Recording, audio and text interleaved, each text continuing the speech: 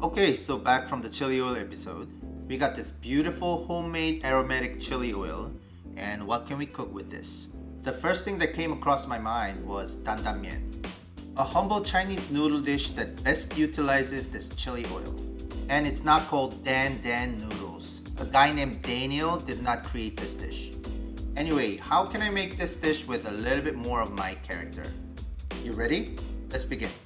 First of all, let's talk about the core ingredients. This is Shaoxing wine, Chinese rice cooking wine.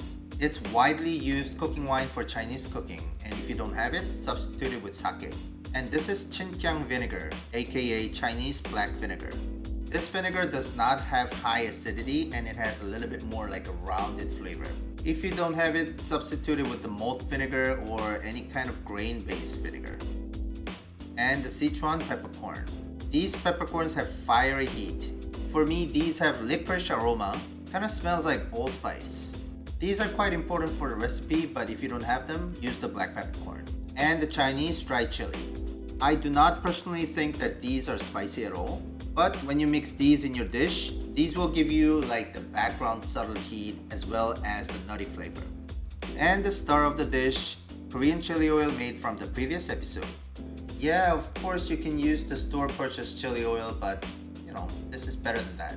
Okay, so let's get to the prep. Use the scissors to cut the chilies into about like a pinky nail size. Head off on all the garlic cloves. And let's cut some thin slices. Scallion green part into rounds. And small dice your onion. This is fully fermented kimchi rinsed with cold water. The traditional recipe of Dan Dan Mian uses Ya Cai, which is fermented vegetable as well. Although they do not have exactly the same flavor profile, this is still a very fresh touch.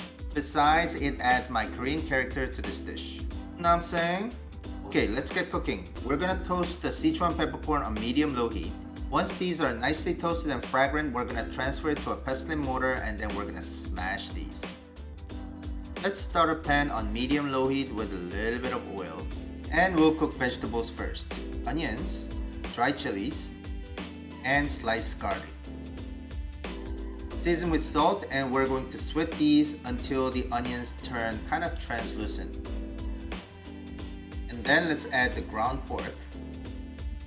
Break the ground pork a little bit and then season with salt and Sichuan pepper. And we're going to cook everything on this pan until the pork is fully cooked. Just pan fry it until the pork turns into brown color. And then we're going to deglaze the pan with Shaoxing wine. Wait till all the alcohol content evaporates. And then you mix in sugar, some soy sauce. Mix all the ingredients and the topping is done. Let's set it aside and finish the rest of the cooking.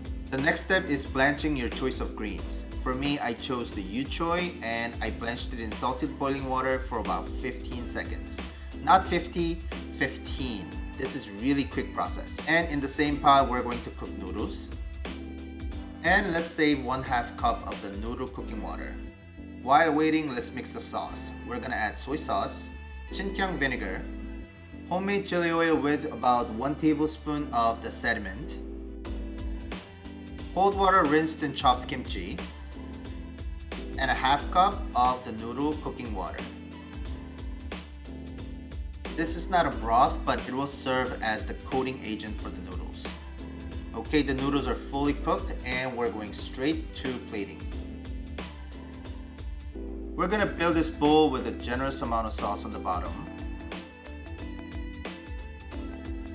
Place some noodles on top of it. And the ground pork topping. Blanch the Choy on the side of the bowl. And some scallion rounds on top. The real beauty of the Dan Dan Mian is the mixing part, so here we go. You just gotta dig into the bottom and get all the sauce on the noodles. Like this. You know what I'm saying? The foundation is the same Dan Dan Mian, but I use my own character, kimchi and the Korean chili oil. What defines your character on your noodle dish? If you enjoyed watching my video, please hit the like and subscribe and notification bell, and I'll be back with more exciting recipes.